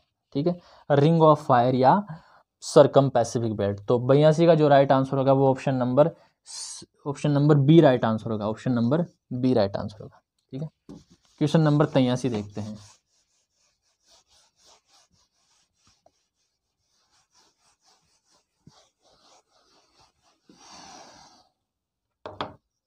क्वेश्चन नंबर 83 देखते हैं। चलिए, क्वेश्चन नंबर 83 है कि सवाना में विकास की अपनी आदर्श स्थितियां मिलती हैं। सवाना क्या है? उष्णकटिबंधीय घास के मैदान है। तो इनमें विकास के लिए अपनी एक आदर्श स्थितियां हैं। तो वो आदर्श स्थिति कौन सी है, ये आप लोग ऑप्शन में देख करके बताइएगा। मैं आप लोगों को बता देता हूँ कि कोपेन के अनुसार ये मिलता है AW, कोपेन के अनुसार मिलता है कौन सा? AW मिलता है। अब AW के अनुसार आप लोगों को ये ऑप्शन ढूंढना है, तो आप लोग आंसर दीजिए। चलिए, मैं आप लोगों को 30 सेकंड का समय देता हूँ इस क्वेश्चन के लिए।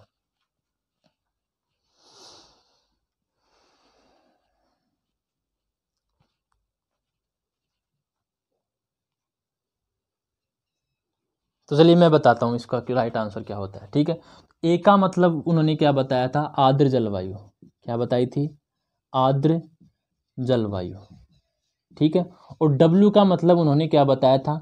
शीतकाल शुष्क, शीतकाल शुष्क बताया था। इसका मतलब वर्षा कब होगी? ग्रीष्मकाल में होगी। कब होगी? ग्रीष्मकाल में वर्षा होगी। तो ऑप्शन नंबर आप लोग ऑप्शन नंबर सी देखिए, ऑप्शन नंबर सी देखिए। ऑप्शन नंबर सी है कि लंबे शुष्क मौसम के साथ गर्म आर्द्र जलवायु। ग्रीष्मकाल में क्या होगी? वर्षा होगी, और वो कैसी होगी?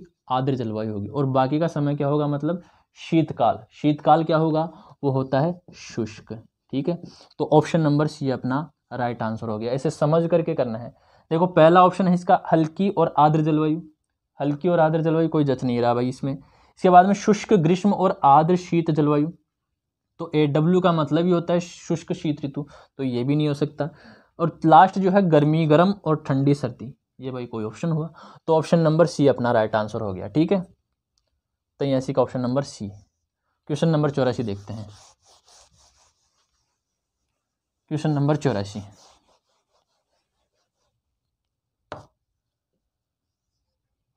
क्वेश्चन नंबर 84 है, विश्व की सबसे बड़ी मीठे पानी की झील सुपीरियर झील कहाँ पर स्थित है? तो सबको पता है सुपीरियर झील कहाँ पर है। सबको पता है भाई, सुपीरियर झील USA में है। USA, कनाडा और USA के बॉर्डर पर पड़ती है, USA में है। ठीक है, और ये क्या है कि विश्व में जितना भी सरफेस एरिया है अपना, जितना भी जो सरफेस वाटर है उसका 10% सरफेस वाटर होल्ड करके रखती है ये। ठीक है, बस इतना याद रखना, कहाँ पर है? USA में है। ठीक है, 84 का राइट आंसर क्या हो गया? ऑप्शन नंबर ए। 85 का जो राइट आंसर, 85 क्वेश्चन नंबर देखते हैं।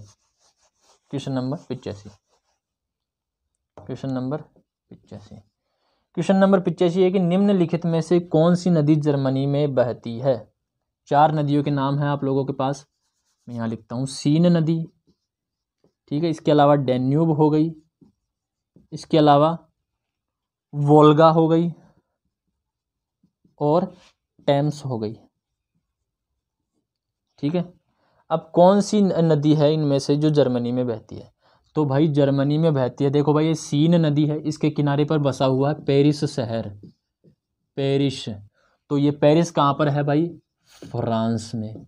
तो भाई इसका मतलब ये सीन नदी फ्रांस में है, जर्मनी में नहीं है। इसके बाद में टेम्स नदी है, टेम्स नदी के किनारे बसा हुआ है इंग्लैंड, इंग्लैंड बसा हुआ है, मतलब भाई ये लंदन बसा हुआ है, लंदन। और लंदन कहाँ पर है, इंग्लैंड में है। इसका मतलब भाई ये भी जर्मनी में नहीं है। इसके बाद में ये जो वोल्गा है, ये वोल्गा नदी बहती है रूस में। कहाँ पर बहती है, रूस में बहती है और कैस्पियन सागर में गिरती है भाई। कौन से सागर में गिरती है, कैस्पियन सागर में गिरती है। इसका मुहाना कहाँ पर है, कैस्पियन सागर में। तो भाई ये रूस में, ये भी जर्मनी में नहीं। बची कौन सी, डेन्यूब। तो ये डेन्यूब बहती है जर्मनी में, ठीक है। इसके किनारे पर जो बसे हुए शहर हैं उनमें से है हंगरी। हंगरी, ये ऐसा नहीं है कि डेन्यूब में बहती है, सॉरी डेन्यूब क्या है, केवल जर्मनी में बहती है, जर्मनी के बाहर भी जाती है, ठीक है। हंगरी बहता है। इसके अलावा यहाँ पर बुडापेस्ट शहर इसके किनारे पर बसा हुआ है। इसके अलावा वियना, ऑस्ट्रिया वाला जो वियना है वो भी इसके किनारे बसा हुआ शहर है। तो डेन्यूब नदी जो है वो जर्मनी में है। तो 85 का जो राइट आंसर होगा वो डेन्यूब होगा। Option number B right answer हो जाएगा। क्वेश्चन नंबर 86 देखते हैं, ठीक है दोस्तों। अब जो है वो वन लाइनर क्वेश्चन आएंगे आप लोगों के सामने। एक आधा होगा जो मैं समझाऊंगा, बाकी आप लोगों की क्लास जल्दी ही खत्म होने वाली है। क्वेश्चन नंबर 85 हो गया। क्वेश्चन नंबर 86 देखते हैं कि समुद्र तल से ऊपर विश्व की सबसे लंबी पर्वत श्रृंखला, समुद्र तल से ऊपर, ठीक है, समुद्र तल के नीचे तो बहुत सी हैं, तो समुद्र तल से ऊपर विश्व की सबसे लंबी पर्वत श्रृंखला जो मिलती है वो एंडीज पर्वत श्रृंखला मिलती है। कौन सी, एंडीज पर्वत श्रृंखला मिलती है, दक्षिणी अमेरिका में है। कहाँ पर है, दक्षिणी अमेरिका में है, ठीक है। इसकी लंबाई लगभग है 7000 किलोमीटर के आसपास। इसकी लंबाई कितनी है, 7000 किलोमीटर के आसपास। इसके अलावा अपना जो हिमालय है वो 2400 किलोमीटर के आसपास इसकी लंबाई है, ठीक है, ठीक है। तो सबसे लंबी कौन सी हुई, दक्षिणी अमेरिका की एंडीज हो गई, ठीक है। ये याद रखना बस केवल आप लोग, ठीक है। तो 86 का जो राइट आंसर होगा वो होगा ऑप्शन नंबर ए। क्वेश्चन नंबर 87 देखते हैं next. Question number 87, question number 87 है कि नॉरमैंडी समुद्र तट कहाँ पर है, नॉरमैंडी या मैडी, नॉरमैंडी समुद्र तट, नॉरमैंडी समुद्र तट कहाँ पर मिलता है। तो नॉरमैंडी समुद्र तट आप लोगों को याद रखना है कि केवल कहाँ पर मिलता है, फ्रांस का जो समुद्र तट है उसे नॉरमैंडी समुद्र तट कहा जाता है, ठीक है। क्वेश्चन नंबर 87 का राइट आंसर क्या हो गया, option number A right answer हो गया, ठीक है। क्वेश्चन नंबर 88 देखते हैं। क्वेश्चन नंबर 88, क्वेश्चन नंबर 88 है कि डाइक विशेष रूप से निर्मित होते हैं। डाइक आप लोगों को पता है ना क्या होते हैं, दीवार की भांति होते हैं, ठीक है। इंट्रूसिव रॉक कहा जाता है, इंट्रूसिव इग्नियस रॉक, यानी कि अंतर्जात आग्नेय चट्टानों की श्रेणी में आता है डाइक, ठीक है। दीवार की भांति बनता है, सतह से नीचे मैग्मा जम जाता है वहाँ पर, ठीक है। तो डाइक सबसे ज़्यादा कहाँ पर बनते हैं, तो डाइक सबसे ज़्यादा बनते हैं नॉर्वे में। कहाँ पर बनते हैं, नॉर्वे में, विशेष रूप से नॉर्वे में बनते हैं, ठीक है। तो 88 का जो राइट आंसर होगा वो ऑप्शन नंबर ए होगा। क्वेश्चन नंबर 89 देखते हैं। Question number 89, question number 89 USA में कोलोराडो इस भू आकृति के लिए प्रसिद्ध है। कोलोराडो किस भू आकृति के लिए प्रसिद्ध है, कोलोराडो। तो कोलोराडो नदी पर, ठीक है, क्या मिलता है, ग्रैंड कैनियन, ठीक है। कहाँ मिलता है, ग्रैंड कैनियन मिलता है अमेरिका के एरिज़ोना प्रांत में मिलता है, ठीक है। कहाँ पर मिलता है, एरिज़ोना प्रांत में मिलता है, ठीक है। इसके अलावा ग्रेट वैली भी यूएस में मिलती है, ग्रेट वैली भी कहाँ पर मिलती है, यूएस में मिलती है। इसके अलावा ग्रेट बेसिन भी यूएस में मिलता है, ग्रेट बेसिन भी कहाँ पर मिलता है, यूएस में मिलता है। और ये कहाँ पर मिलता है, सियरा नेवादा और रॉकीज़ के बीच में, सियरा नेवादा ये वेस्ट में पड़ता है और रॉकीज़ पड़ता है ईस्ट में, कैलिफोर्निया के पास पड़ता है सियरा नेवादा, रॉकीज़ पड़ता है ईस्ट के अंदर। इन दोनों के बीच में मिलता है ग्रेट बेसिन, ठीक है, आप लोग याद रखिएगा। तो 89 का जो राइट आंसर होगा वो होगा ऑप्शन नंबर ए, ग्रैंड कैनियन। क्वेश्चन नंबर 90 देखते हैं। क्वेश्चन नंबर 90 नंबर का क्वेश्चन देखते हैं। क्वेश्चन नंबर 90 है ग्राउंड जीरो कहाँ पर है भाई, ग्राउंड जीरो, ठीक है। ये थोड़ा सा सिलेबस से बाहर है क्वेश्चन, तो मिसलेनियस क्वेश्चन आप लोगों को पता होना चाहिए, बेसिक नॉलेज होना चाहिए कि ग्राउंड जीरो कहाँ पर स्थित है। तो ग्राउंड जीरो स्थित है न्यूयॉर्क में। कहाँ पर है स्थित है? न्यूयॉर्क में। कहाँ पर है? न्यूयॉर्क में। किससे रिलेटेड है? 9/11 हमले से रिलेटेड है। किससे संबंधित है? 9/11, जहाँ पर 9/11 हुआ था उसे वर्तमान में ग्राउंड जीरो के नाम से जाना जाता है।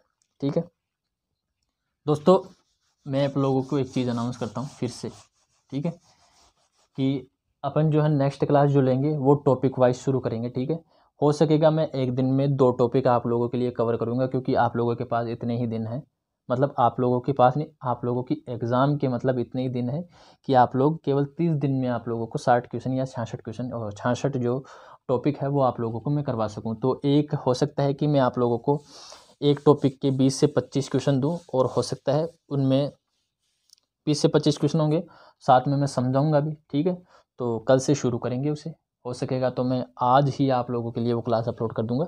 ठीक है, मैंने बना लिए हैं पहले क्वेश्चन, ठीक है, 50 क्वेश्चन बनाए हैं, तो आप लोग देख लेना उनको। ठीक है, तो टॉपिक वाइज जो टेस्ट है अपना, टॉपिक वाइज जो क्वेश्चंस हैं, महत्वपूर्ण प्रश्नोत्तरी, वो कल से शुरू करेंगे आप लोग। ठीक है, माफ़ कीजिएगा। क्वेश्चन नंबर 91 देखते हैं। क्वेश्चन नंबर 91 है कि Pacific ring of fire, Pacific ring of fire किससे संबंधित है? तो ऑप्शन नंबर बी है अपने पास प्रशांत क्षेत्र में, प्रशांत के चारों ओर ज्वालामुखी बेल्ट। ये मैंने आप लोगों को करवा दिया था। तो 91 का जो राइट आंसर होगा वो होगा ऑप्शन नंबर बी, उस टाइम पर समझा दिया था मैंने। ठीक है, क्वेश्चन नंबर 92 देखते हैं।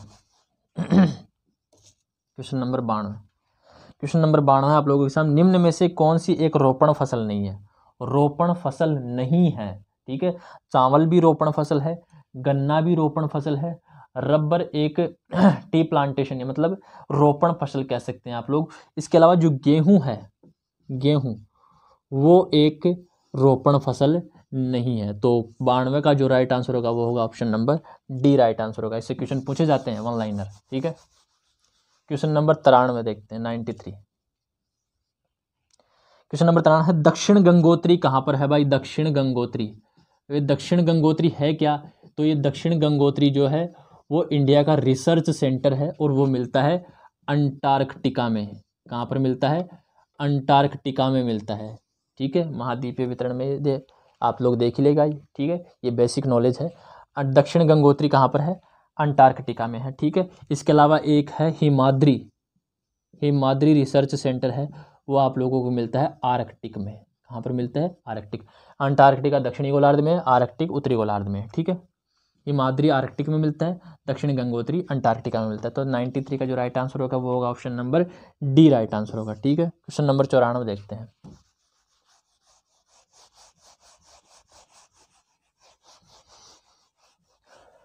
क्वेश्चन नंबर 94, क्वेश्चन नंबर 94 है कि हाँ भाई, निम्न में से किस प्रदेश की रातें शीत ऋतु में गिनी जाती है? कि हाँ भाई, दिन है वहाँ पर गर्मी पड़ रही है, लेकिन जैसे ही रात हुई तो 12 बजे के बाद में वहाँ पर जो रातें होंगी वो ठंडी होगी, और वहाँ की रातों को शीत ऋतु में गिना जाता है। मतलब ऐसा कौन सा प्रदेश है जहाँ की रातें ही वहाँ की शीत ऋतु है? तो ऐसा प्रदेश है भूमध्य रेखीय, भूमध्य रेखीय प्रदेश, भूमध्य सागरीय नहीं है। कौन सा है? भूमध्य रेखीय प्रदेश। यहाँ वर्ष भर तापमान उच्च रहता है, लेकिन रात में यहाँ का जो तापमान है वो 18 डिग्री के आसपास चला जाता है। ठीक है, तो यहाँ की जो रातें ही होती हैं वो शरद ऋतु के रूप में मानी जाती है यहाँ पर। ठीक है, तो रातें ही ठंडी होती है, यहाँ पर 18 डिग्री के अंदर लोग अलाव जला लेते हैं तपने के लिए।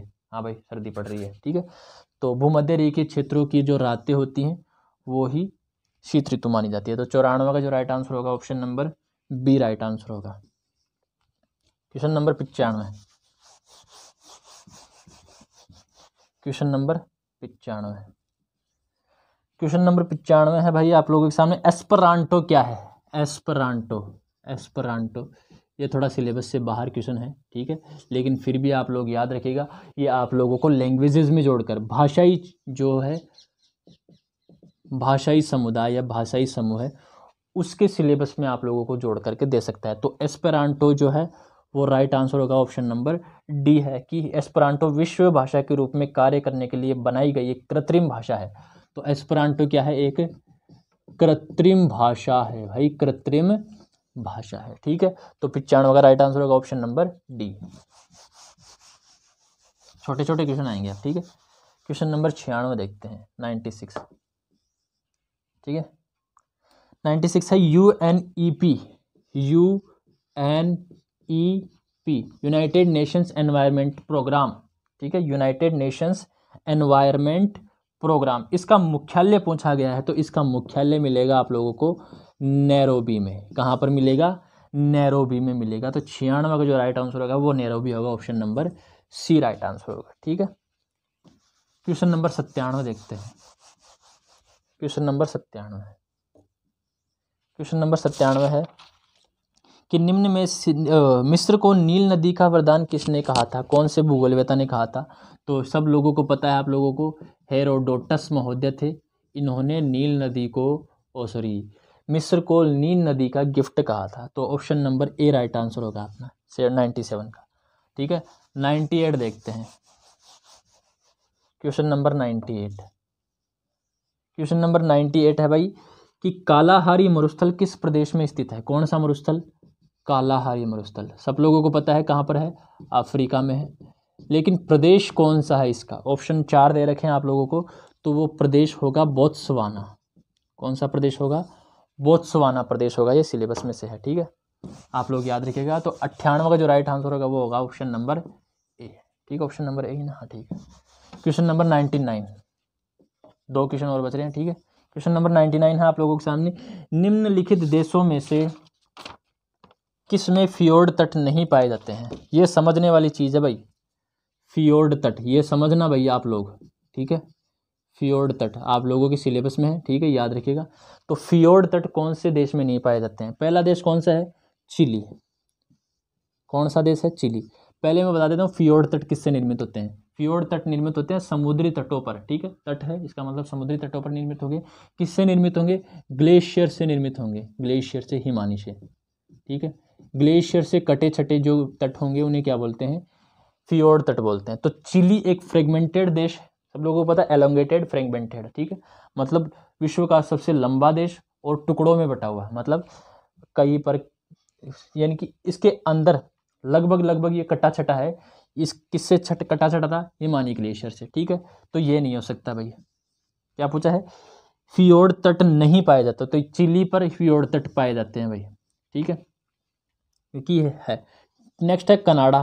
कनाडा उत्तरी गोलार्ध में है। ठीक है, सर्दियाँ पड़ती हैं यहाँ पर भी फ्रेगमेंटेड जो है वो तट पाए जाते हैं ग्लेशियर से, तो ये भी है। इसके अलावा कौन सा है? नॉर्वे। नॉर्वे भी उच्च गोलार्ध में स्थित है। ठीक, उत्तरी गोलार्ध में स्थित है, उच्च अक्षांशों पर स्थित है। तो यहाँ पर भी ग्लेशियर क्रियाएं हुई थी और यहाँ पर भी ग्लेशियर से रिलेटेड फियोर्ड तट मिलते हैं। नेक्स्ट है ऑस्ट्रेलिया। ऑस्ट्रेलिया में फियोर्ड तट जैसे कोई नहीं पाया जाता। पाए जाते होंगे तो बहुत कम पाए जाते होंगे, लेकिन ऑस्ट्रेलिया में फियोर्ड तट नहीं पाए जाते। ठीक है, क्योंकि यहाँ पर सबसे ज़्यादा क्या है? मरुस्थल है, मरुस्थल। ठीक है, और यहाँ पर समुद्री लहरों से ज़्यादा कटाव होता है, क्योंकि ये द्वीप है, कटाव ज़्यादा होता है। ठीक है, यहाँ पर ऐसे। ठीक है, आ रही है बात समझ में? ठीक है, तो ये था 99 क्वेश्चन। तो 99 का option number D right answer हो गया। क्वेश्चन नंबर 100 और लास्ट क्वेश्चन है आप लोगों के सामने। इससे पहले मैं आप लोगों को बताना चाहता हूँ कि कल से अपन टॉपिक वाइज क्वेश्चन करेंगे। ठीक है, तो ज़्यादा से ज़्यादा शेयर करिएगा अपने चैनल को, वीडियो को। ठीक है, क्वेश्चन नंबर 100 है। क्वेश्चन नंबर 100 है कि भाई गेहूँ, ऑप्शन बता दिया मैंने। यूपी 308 एक प्रजाति है। यूपी 308 कौन सी? यूपी 308 किसकी प्रजाति है? तो ये यूपी 308 जो है वो गेहूं की प्रजाति है। किसकी प्रजाति है? गेहूं की प्रजाति है। याद रखिएगा आप लोगों के सिलेबस में दिया हुआ है ये। ठीक है, तो यूपी 308 किसकी प्रजाति है? गेहूं की प्रजाति है। प्रमुख फसलें दे रखी है, उनमें से किस्म वगैरह जो प्रजाति वगैरह उनकी पूछी जाती है। तो 100 का जो राइट आंसर होगा वो होगा option number B right answer होगा। ठीक है, गेहूं की प्रजाति है यूपी 308। ठीक है, तो ये थे आप लोगों के सामने 51 से लेकर के 100 क्वेश्चन। ठीक है, टॉप 50 क्वेश्चन थे, मैंने बनाए थे आप लोगों के लिए। तो आप लोग को आप लोगों को कैसा लगा ये सेशन, आप लोग ज़रूर कमेंट करके ज़रूर बताइएगा। अगर अच्छा लगा तो भी बताइएगा, बुरा लगा तो भी बताइएगा, लेकिन ईमानदारी से बताइएगा। बुरा लगा है तो भी बताइएगा, क्यों? क्योंकि मैं ताकि आप लोगों के लिए इससे आगे और सुधार कर सकूं। ठीक है, तो बताइएगा ज़रूर। और अगर आप लोग चैनल पर पहली बार आए हैं तो वीडियो को लाइक कीजिएगा, शेयर कीजिएगा, चैनल को सब्सक्राइब कीजिएगा, बेल आइकन को प्रेस कीजिएगा। तो मिलते हैं नेक्स्ट वीडियो में, और नेक्स्ट वीडियो होगा अपन लोगों का टॉपिक वाइज क्वेश्चन अपन शुरू करने जा रहे हैं, सीरीज क्वेश्चन शुरू करने जा रहे हैं। ठीक है, हो सकेगा मैं आप लोगों को 30 दिनों के अंदर ही ये 66 टॉपिक करवा दूं। ठीक है, एक टॉपिक के 20 से 25 क्वेश्चन होंगे। ठीक है, तो चलिए मिलते हैं नेक्स्ट वीडियो में, शुरू करते हैं एक नई श्रृंखला, एक नया अध्याय। ठीक है, तब तक के लिए अपना ध्यान रखिएगा। जय हिंद।